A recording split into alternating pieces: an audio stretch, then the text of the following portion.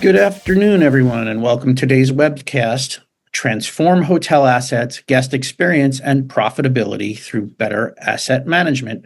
Thank you for joining us. I'm Gregg Wallis, Senior Editor at Hotel Business, and I'll be moderating today's discussion. As hotel owners and operators continue to navigate rising costs, evolving guest expectations, and increasing pressure to drive operational efficiency, the conversation around asset management has become more important than ever. What was once viewed primarily as a back-of-house function is now playing a larger role in profitability, brand competitiveness, room readiness, and overall guest experience. Today's session is presented in partnership with Octave and TRM. Octave is a software company that turns physical asset data into smarter decisions, stronger performance, and more efficient operations. And TRM works with resort owners and operators to align that enterprise technology with maintenance best practices and operational strategy, resulting in reliability and performance improvements. We're fortunate to be joined by a panel of experts from both organizations who will help us explore how modern asset management strategies are reshaping hotel operations. Joining us today are Clay Bush, founder and CEO of Stratum Consulting Partners and general manager of Octave Solutions at TRM, Eric Faith, VP of sales at TRM, Peter Bynarowicz, Director of Product Management at Octave. Thank you, gentlemen, for joining us. I want to let everyone know that I will be asking some questions, but we're also looking for some feedback and questions from you and our audience. So please use that Q&A box to let us know.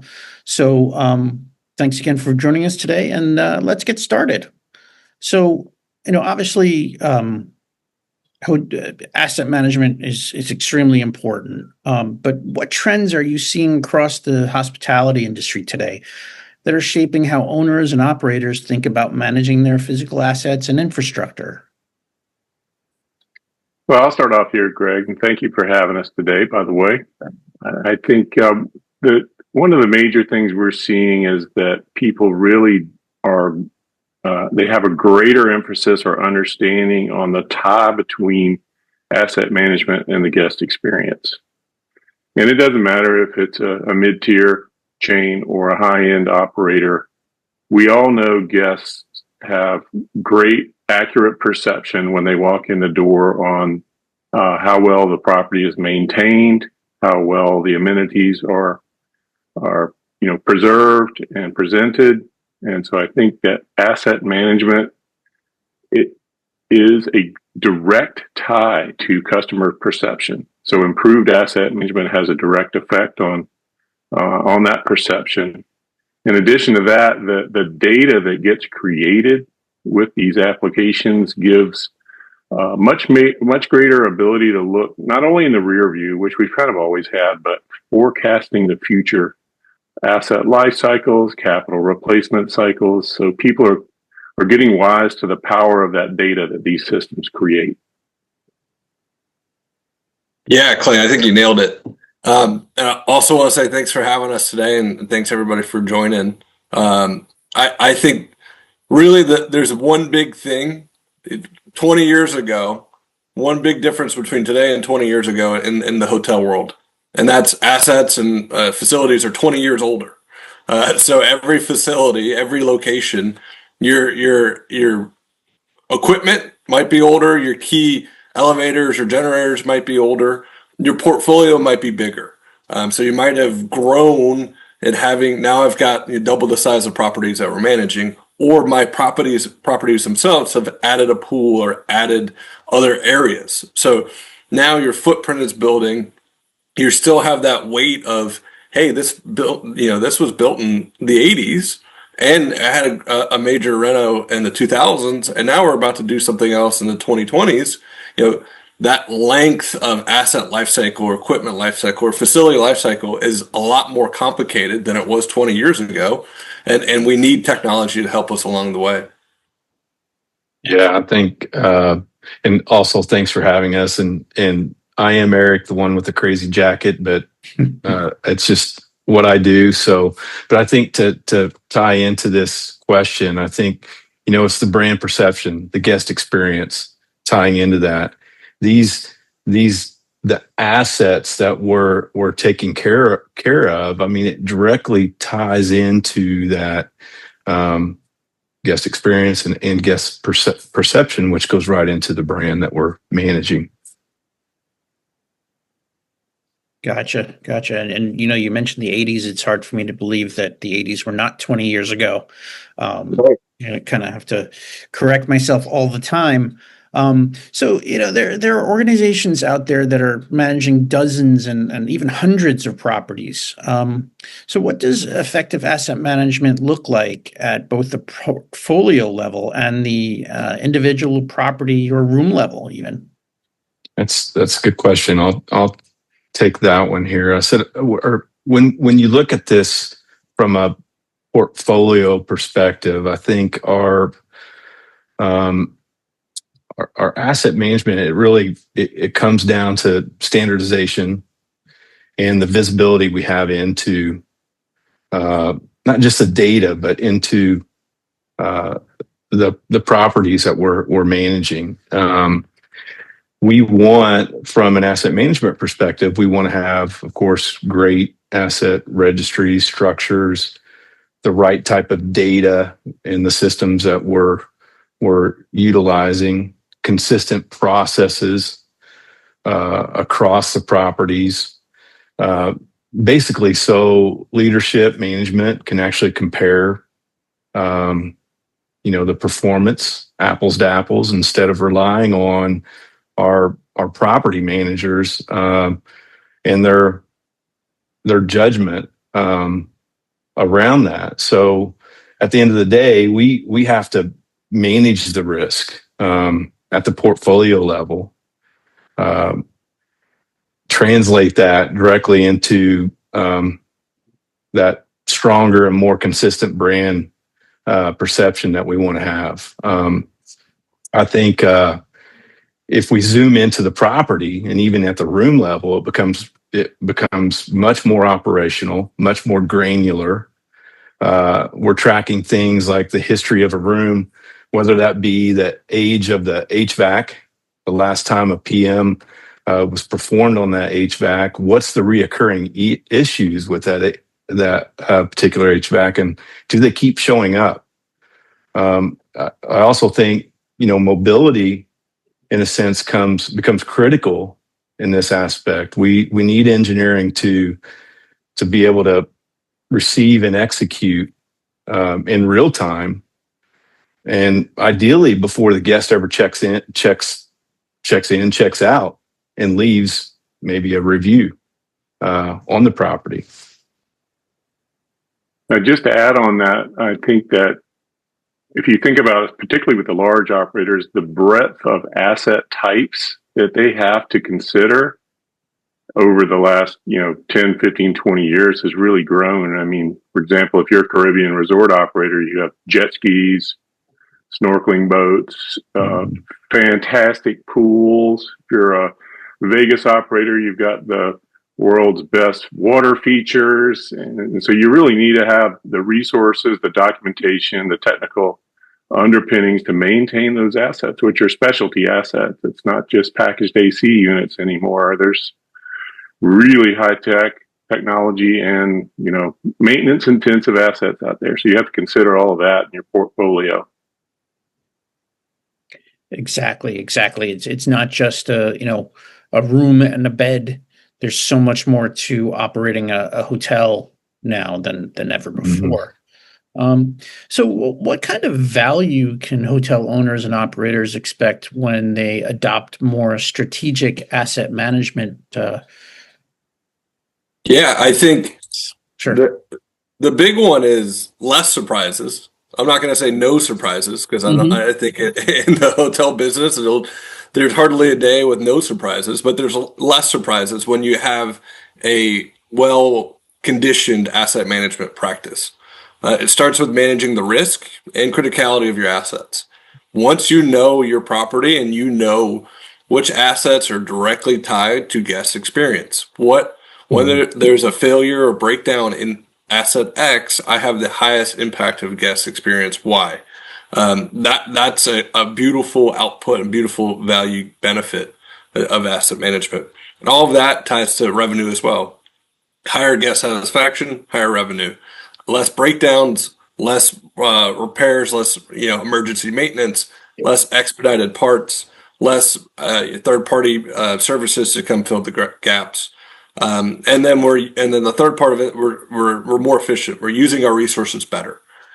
So when we can repurpose our technicians' time or our maintenance team's time towards more critical assets and away from less critical assets, we're getting better value overall. And then when we can even track and start to do mobile asset management, mobile work orders, we're optimizing our technicians. So when they get to that critical asset, running a good asset management system, when they get to that piece of equipment, that generator, that HVAC, that pump, whatever it may be, making sure it's the right person that should be there with the right tools in the right window of that thing when that thing is allowed to be down. So all of these work in harmony to help produce less surprises in our day-to-day lives. Fantastic. And how about, modernizing the technology that supports them? How important is that? What kind of value can owners and operators get from that?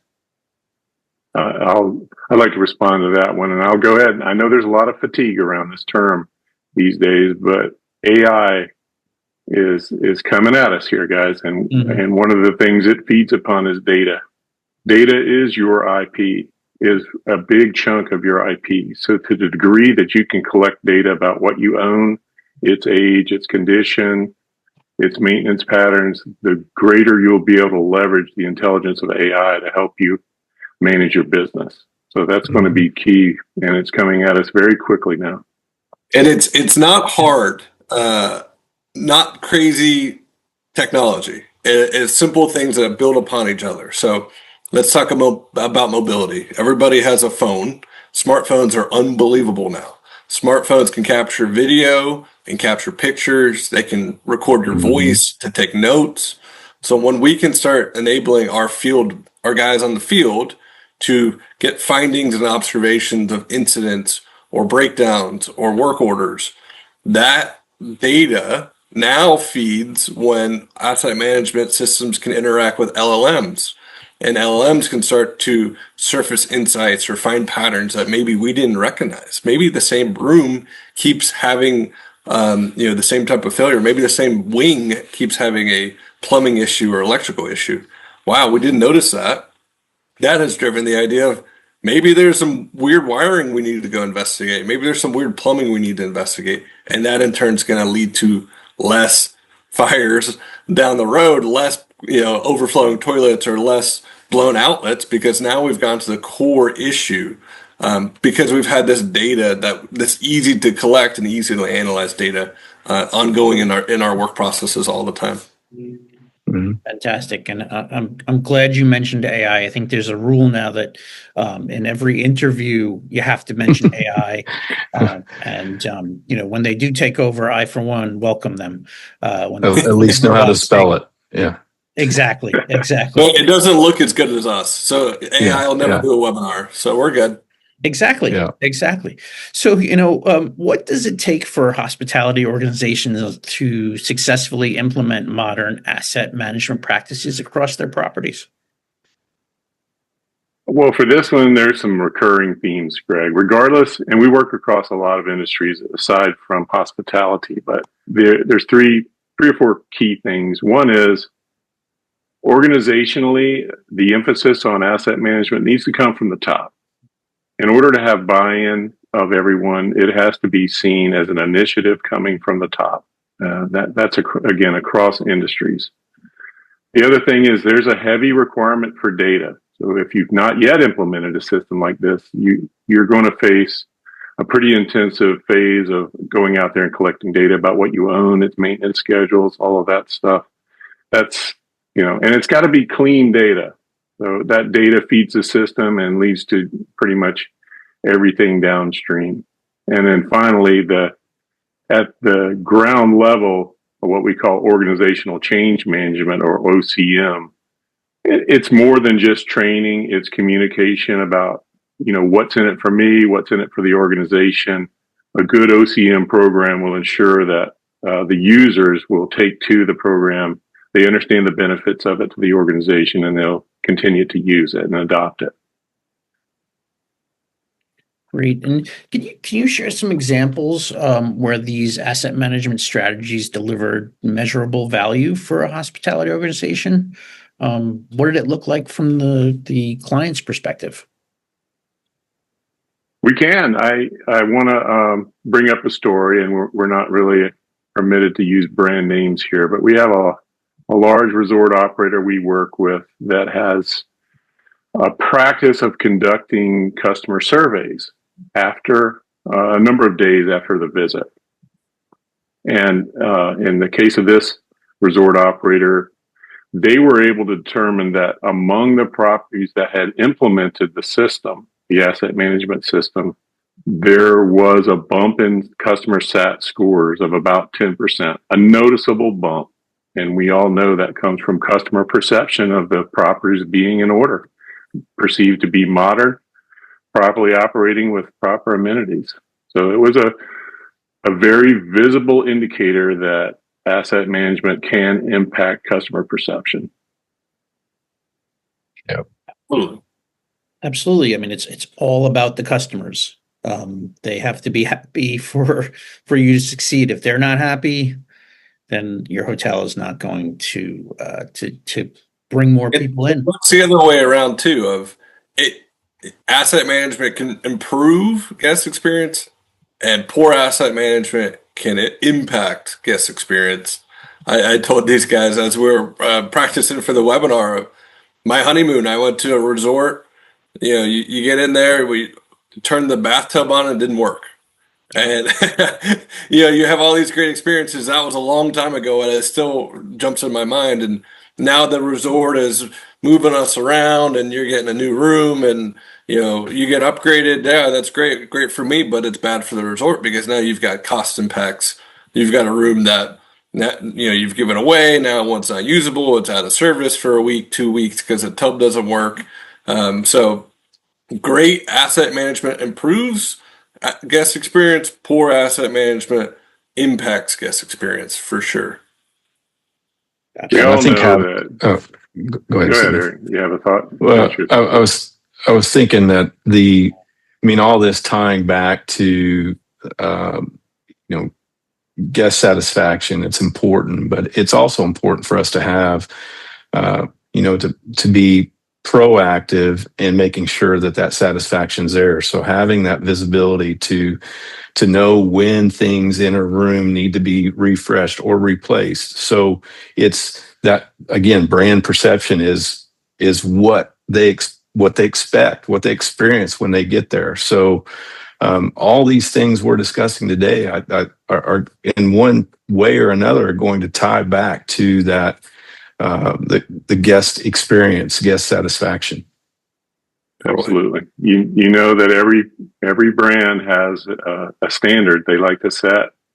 We've all had that experience where we walked into our typical hotel chain that we use all the time, and we can immediately sniff it out. This place needs a refresh. It's obvious, and that comes right up to the top. Definitely. And sometimes it's just little touches here and there. And you don't understand why they didn't, take a little bit of paint and fix something to make it look better, because that perception is reality for sure. And there's other ways too where, TVs are a great example of TVs, they might be overwhelming because you have a lot of them, and their technology changes very quickly. But actually, TVs at scale are not that expensive. But so imagine your property is 20 years old. You have different varying models of TVs. Well, how do you keep track of that? How do you know what room has what type of TV, or how many of TV X that you have? And now Okay, now we've decided to buy new TVs. Well, that doesn't solve your problem, because how do you know, oh, wait a minute, our top tier room, our honeymoon suite, never got the upgraded TV, and now we've got a boob tube or a 10-year-old TV, or no smart TV in the honeymoon suite. Really mapping that criticality of guest experience assets. Hey, my honeymoon suite, that's a top, that criticality is way higher, and TVs are a very high risk kind of asset, because of if TV is broken, you have an incident. In a hotel, you have a guest incident, if you will. So mapping those TVs and having good asset management, you can see, okay, we're going to roll out new TVs every 4 years, and we know exactly how many TVs we have and we need to order, and we know how many TVs we're getting rid of, and we can easily sell them at wholesale them or whatever it takes to be, because we have all that information. But if you don't know your TVs, if you have poor asset management, now we're spending somebody, hey, every day before you clock out, go round out 5 rooms and write down the model number of the TV. And now we're spending people's time and money, time which is money, to go do asset tracking of TVs to even get to the baseline of, oh yeah, we need new TVs. Oh yeah, this TV isn't where it should be. Oh, now we got to get rid of them. We got to order them. So that's another great guest experience example. It's the replacement forecasting, being able to know a year or two in advance when these things got to be refreshed, and having the data to support that. But to the point of the TVs, I know we're talking about that a lot. Even on vacation, it's important, because when the NHL playoffs are on, or if the college football championship's going on, we're still going to be watching that stuff, even on vacation. So TVs are important. Exactly. I mean, just last week I stayed at a hotel, and their connectivity wasn't working, so I had to watch the NFL draft on my little phone, and it took away from the experience, because I would have rather seen the big screen, draft results and things. So I think technologies, staying up to date is extremely important, and making it as frictionless as possible is extremely important. And Eric brought that up because he wanted everyone to know he's a Hoosier fan, and they just won the national championship. And you never know, an Indiana football fan walks in the door, they're diehard. They need to watch their Hoosiers play football. So TVs are important. Yeah, TVs are important. Absolutely. I'm a Jets fan, so I have to watch them lose whatever city I'm in. So there's a concept called reactive versus proactive maintenance.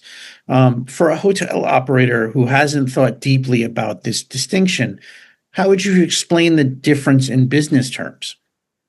Yeah, it's in business terms. I like layman's terms, but good question. And you're probably tired of me hearing me say criticality and risk, but we don't have to do proactive maintenance on everything. We shouldn't do reactive maintenance on everything. So a good asset management plan balances both. We're going to do proactive maintenance on critical assets, elevators, generators, escalators, pump houses, filtration systems, everywhere you have an impact, kitchen equipment, gas lines, whatever it may be. Because again, you have guest experience criticality, you have safety criticality, you have maybe spare parts criticality. So another area where you're going to want to do proactive maintenance is in rare parts. So let's say your marketing team has designed a very unique landscape entryway or water feature inside of your facility, and that very rare design has a very rare part. Hard to find rocks, hard to find liner, hard to find pipes. It's, if the fountain breaks, yeah, whatever. But if that repair for the fountain now takes 6 months, that's 6 months of guests saying, what's going on here? Or that water starting to turn yellow, or now we have to drain it. And now, we don't have that ambiance that we want to give, that we want, hey, we charge this much. We need to deliver an ambiance at this level. So that's an area where you want to be proactive. Now there's another area, reactive maintenance, changing a light bulb. How long does that take? Do we really need to go proactively change light bulbs, maybe where guests ever go? or somewhere where we go every day and we know how to, we can change it in 8 seconds. So there's areas there we need to balance less critical, less guest-facing assets that can fail. In the maintenance world, run to failure is a perfectly acceptable maintenance practice. So again, all of these are asset management. Understanding your assets, understanding the information helps drive these decisions on where you spend your resources, which is your team's time, your employees' time. And not always is maintenance a clear thing. And the other term and the other way we look at it is your Toyota Corolla. Toyota is going to tell you to change oil every 5,000 miles. Every 10,000, probably every 5,000, 10,000 if it's a Volkswagen or whatever, but every 5,000, because that decreases the amount, the probability of failure. That doesn't mean it's the perfect ratio. It means it's the lowest probability of failure. You can probably go 7,500 miles without changing your oil. And now you've saved money and, by making your oil last longer, you've saved your own time where you don't have to go to the Jiffy Lube that's on the other side of town and spend a day. So apply that mentality to your assets. Okay, once we've had full coverage on our pumps, our generators, our escalators, now where can we fine tune our asset management practices? Hey, every time we change the generator oil, it's perfectly fine. Now let's change that interval to maybe 50 more hours or 100 more hours or 700 more hours. Now that's where we start to get really big gains. So I know that was a long-winded answer, but that's from a maintenance management perspective. That's how you can really parse between proactive and reactive. Sure. And I think AI is also taking some things that may have been reactive before and making them proactive, from, wear and tear on an AC unit, or even, last night I'm watching television and my TV gives me a notification that my battery on my remote is running low, which it was always the battery's out. You have to hope you have replacement batteries there. So, it's so much easier now because you can prevent that. And you've hit on it really well. As a solution provider, failure modes are key for us. So how can we look at, let's say, a generator? How can we look at the ways a generator is going to fail? So the exhaust could get clogged, the spark plug could break, the oil can get corrupted and get water in it. All of these are your failure modes. 5, 6, 7 of them. Now we have mitigation strategies for all of these failure modes. So now, again, we're going to change oil. We're going to check the filter screen. We're going to, replace a spark plug. Now, okay, that's what we should be. That's the mitigation strategy. What we should be doing. What are we actually doing in our facilities? And how do we find these gaps? So now I'm doing 3 of the 5. And that's how I fine tune my maintenance strategies. Even if you don't want to use our technology, AI is great for that. You can ask AI, what are the mitigation strategies for a pump? And it's going to give you at least what you should be doing. You can do that for all sorts of assets. So that's a really good fun experiment. Pull up an asset that you're maintaining in your system and ask AI what you should be doing. Exactly. Just to add on that, Greg, sorry if you don't mind, all of the things that Pete is talking about are of course proper, but they can be a lot more difficult at scale. So we're talking about multi-property owners, large resort operators. The benefits of this system is the ability to be able to implement these plans, programs, failure modes with standardization across the enterprise. Without being able to communicate the standards through a system, then you're going to end up with people doing things different ways, making judgment calls, all that. So if there's best practices that can be embedded into the system, you can ensure best practices reach every property. Fantastic. Exactly. Yeah. Standard is the key there. Yeah. Greg, I think we do have, I'm getting used to this, this tool here with the meeting thing, but we do have a question out there from Thomas Kraft, I think. Sure. Is he asked, I'll read the question and maybe we can chime in here. What hidden costs do hotels miss when they do not track replacement cycles, rework, and short life on room level operating assets? I'm talking about more than preventative maintenance. When a guest ruins a mattress and the room goes out of order and you don't have a mattress on hand. That's a good question. One thing that's it comes to mind pretty quickly, and it may not be obvious to everyone that these asset management systems have supply chain capability, but one hidden cost that you might miss if you don't have aligned replacement cycles is, frankly, is purchasing leverage. If you're replacing TVs one at a time versus buying a fleet of TVs, 500, 5,000 at a time, you're missing a lot of procurement leverage there. And we're back to standardization once again. But that kind of immediately comes to mind with Thomas's question. And the next level of that is, I've got multiple properties. Properties have similar types of things. Can I spare things between my properties? If we're running the same brand and we have the same mattress or same pillows or same, TVs, somebody's got an excess, somebody's got a deficit. Can we start to balance that and trade rather than, have to negotiate with a vendor and negotiate a contract? Yeah. Exactly. And I was going to say, encourage our audience to, put your questions in the Q&A box. We'll definitely get to them. So, make sure that if something comes up that you want to ask, just to hit that Q&A box. Great. So most people think of asset management as a back of house function.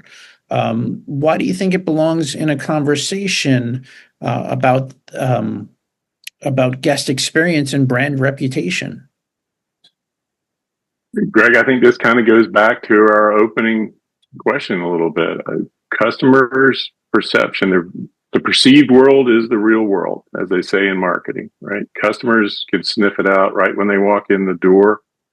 The state of the property, how well it's maintained, the quality and the quality of the assets. So it ties to the brand pretty directly, I think, in the customer's mind. I don't think there's any two ways about it. Absolutely.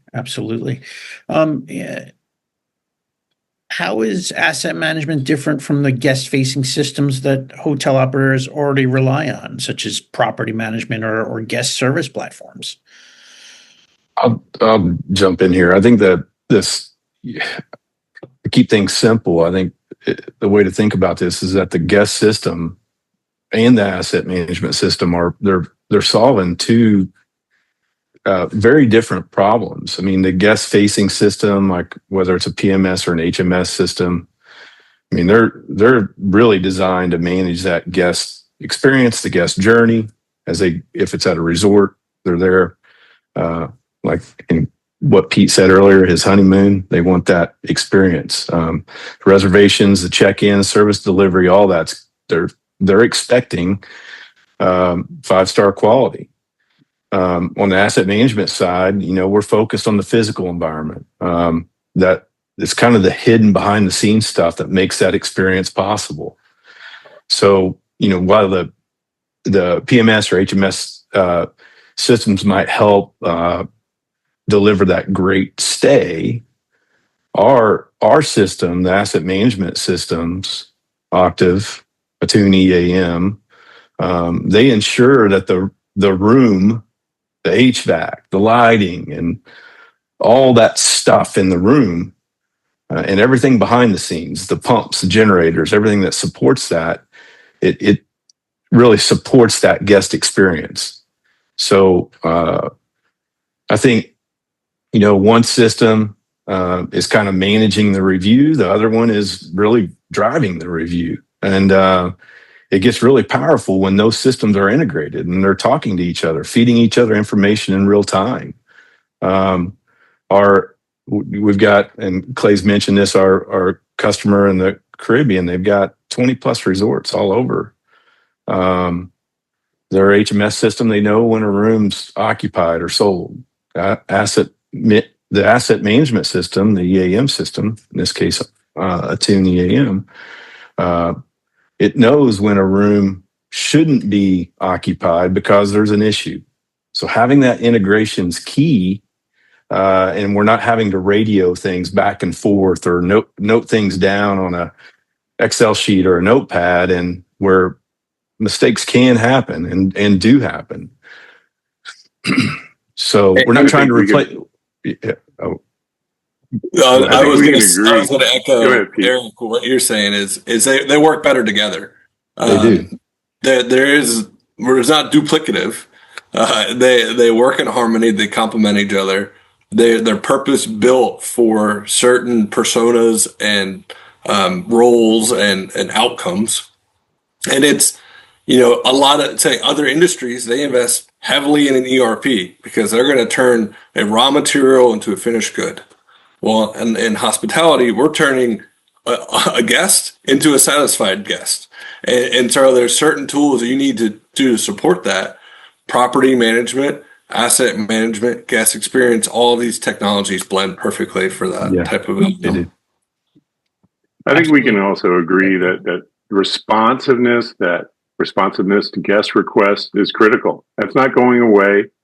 It's necessary, but it's not sufficient. We're kind of attacking it from the other direction. We're asserting here that proper asset management will lead to fewer guest requests, at least with regard to guest requests that are being impacted due to assets and maintenance. A lot of your guest requests are going to be non-asset related. I need towels, room service, clogged toilet. That's not what we're talking about here. We're talking about the operational assets that the guests touch and feel and experience while they're there at the property. Definitely. I mentioned this before. You want everything frictionless. You want the guest to not even think about having a problem. And I think that's the most important thing, because they'll just remember, because people tend to remember the negative a lot more than they do the positive, which is unfortunate. But if we can keep people happy, that's the most important thing. So how are leading hospitality organizations using asset data and modern technology to move from reactive maintenance to more proactive or predictive operations? Yeah, great question. I think one area we're seeing a huge growth is utility and energy management, and tying that into asset management. That's hardcore cost reduction. When we can see there's spikes, there's anomalies. The advent of smart metering of assets and equipment helps us get there. So now we're tracking data, we're tracking our spend. We can take really, guess our income, but energy bills are expenses. So let's get our arms around expenses and build that into our asset management plan. Is a great area. So smart metering and IoT. That goes into kind of how you do with gas. Gas have the room keys that turns off lights and activate things. We want to have that same type of technology mindset towards asset management. And then an area where Octave is really investing is visualization. So maybe you guys have seen a video on YouTube of a snowboarder, snowboarding down the mountain, and you can see the 360 view of them. Or maybe somebody, on the top of their car or on a motorcycle. There's all types of advents in visualization technology now. So you can take a few $100 camera, get a 360 mapping of a room, of a facility, of a pump room, of a elevator shaft. And now you can start to tie these visualizations of your real assets into your asset management system. So when we send somebody down the elevator shaft, they know what it looks like. They know exactly where that cable is or what they need to grease. Or when we send them in the pump room, we can send them, hey, here's, here the filter box is over here behind the breaker box. Now, why is that important? because everybody knows baby boomers. We know the huge generation boom. Well, in 4 years, all baby boomers will be of retirement age. So that means the maintenance guy at your property is gone. Who's coming behind him? A lot of people say, I don't know. The people coming behind him are probably more transient. They're going to go work for you for 2 to 3 years. And then they're going to move. They're going to get a job somewhere else, whatever. So you're going to have somebody that you need to get up to speed quickly. You need to, you don't have time to go do a site tour every time you hire somebody, because that person might only be there for 6 months. You don't know. So you don't have time to do a site tour. So how can we use very cheap technology like visualization, like 360 cameras, to map our properties, to enable our workers faster to avoid those incidents? So that's another way, totally different mentality of, not from the guest side, but from the asset side, how we can approach and solve issues that actually, have positive guest outcomes. And then what else? We talked about mobility earlier. We talked about LLMs. That's where we're driving it to. Like, it shouldn't take for you. If you're a facility, like I said, you might have been born, built in the 80s, and you might be, hey, best case scenario, you've been using Octave EAM to maintain it since the 80s. But how do you get insights out of that? How do you dive into that? And that's where LLMs, and AI really help you. AI can help you write natural language questions and queries and interact with that database with decades of maintenance and work history and pull out insights. So that's another way, where you're going to use asset data and modern technology together to change our maintenance methods. So, and Clay and Eric, these guys are wizards on the ground. I don't know what you guys are seeing. I'm going to go ahead and ring that AI bell again, Pete, just as well, and a little bit of a more practical use. Imagine you're a new maintenance superintendent at a property, or maybe you cover multiple properties. One of the first things you're going to want to do is you're going to want to get your arms around the assets that you own and have to maintain, and what's been happening to them over the last few years. What are my problem children? So in the past, you would have asked your team, tell me about what you know about this, that, or the other asset, or you might have looked through some work order history reports, but it's a lengthy process to get your mind around the state of your property. Today, and I don't know if our audience realizes how quickly this is moving, but you can actually sit down and have a conversation with your asset management system. You can ask natural language questions such as, tell me about the boilers. What problems have we faced in the last 6-8 months with them? What is the state it's in? You can get very quick a rundown of the property, the likely, as I say, bad actors, and likely upcoming problems, just by sitting around and literally having a conversation, because you have the data, and AI enables all of that. So it's pretty powerful. I missed a big one here. And it's a problem that Octave, that our company is trying to solve, and we can solve this today, is what about that new facility that was built? What about, okay, we just built an amazing brand new hotel. How do we capture all that information? Somebody installed all of these tubs and maybe not the TVs, they installed all of these hard, big assets, and they have the layout, and they have the blueprints, and they have the OEM manuals. Where did that all go? Like, how do we turn that data into an asset management blueprint from the beginning? How do we take all of the OEM manuals from the boiler, like Clay mentioned, and then I should have my failure mitigation strategies on hand, and I should be able to pump out, no pun intended, pump out mitigation PM, preventative work orders, from day one with this data from when it was built. So that's a challenge Octave is solving today through the data handover, from designing the facility to building the facility to operating the facility. And the next avenue nobody's talking about is protecting the facility. So now we've got cameras all over our facilities. Our cameras are eyes in the skies. Can we integrate asset management with video and protection management software. So if we're getting an alert, we don't have to send somebody there. Now we can tap into the live feed of that corner of that wing and see what's going on. And now we know how to respond. Oh, wow, the hydrant's spraying water everywhere. We need to trigger a breakdown work order to get the team there today. So that is another high-level technology avenue that we're pursuing.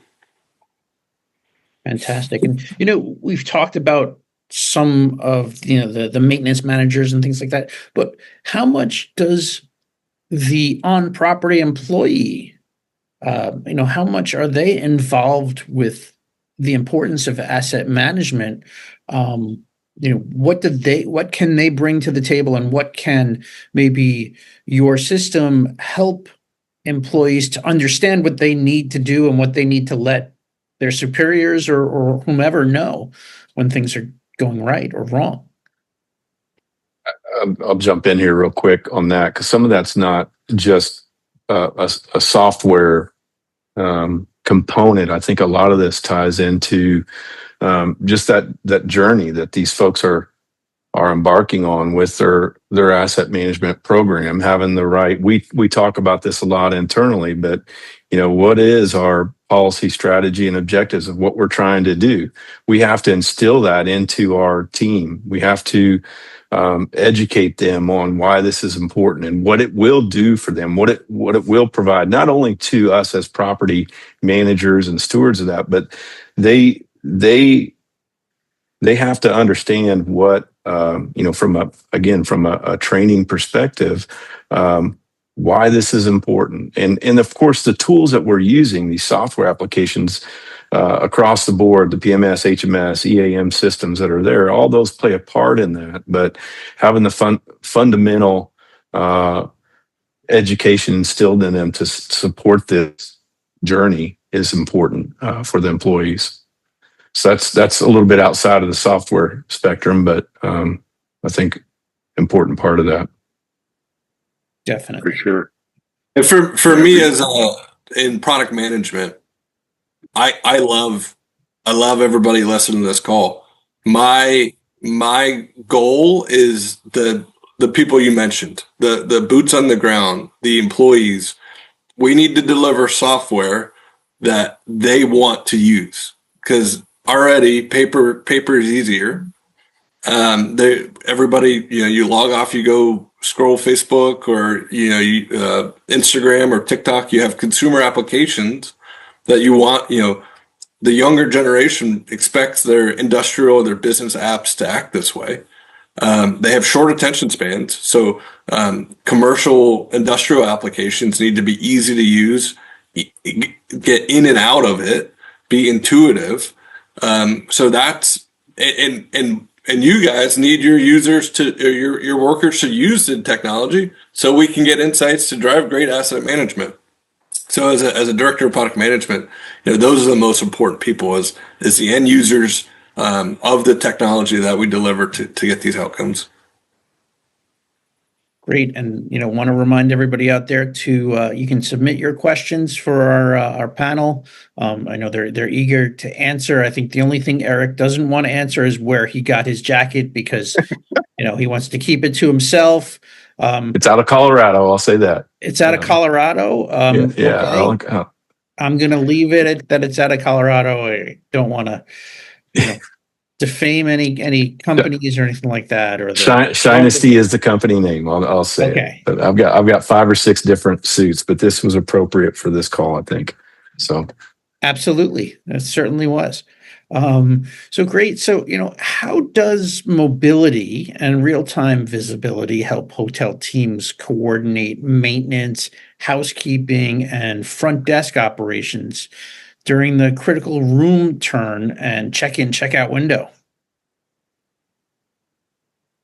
I'll give you a few thoughts on that, Greg. And this is kind of going back a little bit to the last question. Put yourself in the shoes of the maintenance technician, the house engineer. We are asking of them for information about what they did for any incident. And it's not a lot of information, but it can be a little tedious. We want to know basically how long were they there, what problem was solved, what was the solution for it, and we want their commentary, and if they used parts. So the mobile experience has to be designed to very rapidly collect that information. We like to say there is a cost to data. There is a cost to collecting data, and it's people's time. The mobile application is designed to minimize that time and get us the data we need to flow back into the system for analysis. Mm-hmm. Simple things, drop downs, the ability to dictate comments, the ability to scan QR codes to fill in fields, all those techniques have led to a faster collection experience at the ground level. So that leads to greater satisfaction of the maintenance tech and more likeliness to use those applications. People used to say comments, they're not reportable, but that's not true anymore. As I said, with AI, that commentary can lead to a lot of insights about what's really going on down there in the field. Yeah, I think the mobility side of that and the integration of the various systems that we see in the hospitality sector. I mean, think of something that happens all the time. I mean, a room turn. We got housekeeping goes in, they see an issue. Engineering, they have to resolve it. One, they got to be notified about it, but they got to resolve it. And all this has to happen quickly so that the front desk can then release that room or occupy that room. So mobility is a key for sure. Integration is a key between these systems, and being able to be confident in kind of that movement of information that's going back and forth. And I mean, we'll see this. We travel a lot, and we're in a lot of various hotels and resorts. You still to this day see the radios and the paper trails that are going on within some facilities, but having that stuff work seamlessly, especially for a large resort, is key. Again, going back to the fundamental stuff, you got to have the right processes in place to support that. Software is going to do what we tell it to do, and we're going to tell it to do the right processes there. So, but I think having this stuff in sync is very important, and can add a ton of value to the properties that we're managing. Sure, and obviously, I mean, this is something that I've heard for a while. Sometimes it's hard to get one piece of software to talk to another piece of software, and to share the information that you would hope would be able to share, because different hotels are different brands. So one, you're operating one hotel that's brand A, but another hotel is brand B. So you've got to learn two different systems. How can hotels maybe make sure that things are talking to one another? Love that question. So Octave EAM, the product that we're talking about here, that we pride ourselves on interoperability. So we have over 2,000 REST APIs. We don't exist without other systems. And so, like I mentioned, ERPs earlier today. EAMs and ERPs go together very well. EAM and guest experience and building management softwares go together very well. And Octave is a solution provider, but we're not a, hey, you have to buy our stuff and only our stuff provider.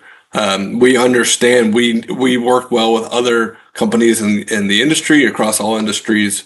So I think it's a key thing to keep in mind when you're selecting a solution. If you watch this webinar and you say, man, we need to go buy an asset management system, call me, number one.